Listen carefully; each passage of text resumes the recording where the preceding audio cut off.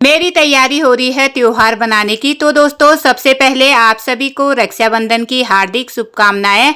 तो दोस्तों आज मैं अपने ब्लॉग की शुरुआत सुबह से कर रही हूँ। सुबह के समय मैं गई थी अपने छत में पानी का सिंटेक्स भरने के लिए और मौसम इतना ज़्यादा गंदा हो रहा है ना, क्या ही बताएं। चारों तरफ कोहरे से मौसम कुछ इस तरह से हो रहा है, जो कि नीचे वाला जो हमारा गांव है वो थोड़ा सा ही दिख रहा है और नीचे की साइड को पूरा कोहरे से और बादलों से ढका हुआ है और सुबह सुबह का मौसम कुछ इस तरह का हो रहा है।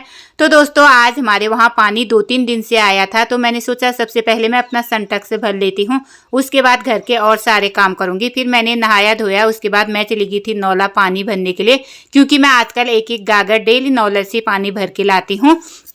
तो नौले में जाने के बाद आजकल नौले में पानी क्या हो रहा है, ओवरफ्लो हो रहा है, क्योंकि नौला भरने के बाद साइडों से पानी बाहर निकल रहा है। तो ये है हमारा यहाँ नीचे वाला पानी का नौला। तो पानी हानी भरने के बाद मैं एक गागर से भर के लाई, साथ में एक डिब्बे से भर के लाई, क्योंकि ऐसा बोलते हैं सिर में रखा हुआ पानी चढ़ाया नहीं जाता है। तो इसलिए मैं एक डिब्बा लेके गई थी और इसी पानी से मैंने सूर्य को जल हल चढ़ाया। उसके बाद यही पानी मैंने तुलसी के पौधे में भी डाला। तो और इसी पानी से मैंने मंदिर में पूजा उजा भी की, क्योंकि मैं भर के लाई थी गागर में। और उसके बाद मैंने यहाँ पे मंदिर के कमरे में पोछा ओछा लगाया और नीचे वाला मिट्टी हिट्टी रूम की पुताई की। उसके बाद मेरी हो गई थी तैयारी त्योहार बनाने की। तो दोस्तों मैंने सोचा था चावल की पूरियां और साई बनाऊंगी, तो मेरी सासू जी कहने लगी तो अपने लिए जो भी बनाती है मेरे लिए बना दे छोई रोटी। तो मैं यहाँ पे मैंने जो भी चावल का आटा था उसमें जो भी मसाले अजवाइन पड़ता है वो सारी चीज़ें डाल के मैंने उसे घोल लिया था।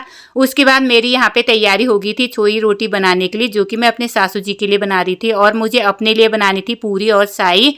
तो दोस्तों सबसे पहले मैंने यहाँ पे छोई रोटियाँ बनाई। उसके बाद मेरी तैयारी हो गई थी पूरी बनाने की। तो मैंने चावल का आटा गूंदा और पूरियां बनाई और साथ में साई बनाई। फिर खाना पीना खाने के बाद मेरी तैयारी हो गई थी दुकान जाने की। तो फिर मैं चली गई थी सीधे दुकान को, क्योंकि सुबह के करीब 9 साढ़े 9 हो चुके थे और मेरा घर का सारा काम कंप्लीट हो गया था।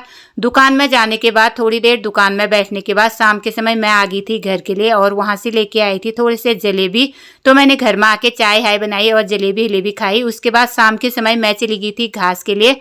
तो दोस्तों त्योहार हो कुछ भी हो, हम लोगों को घास काटने के लिए तो जाना ही पड़ता है।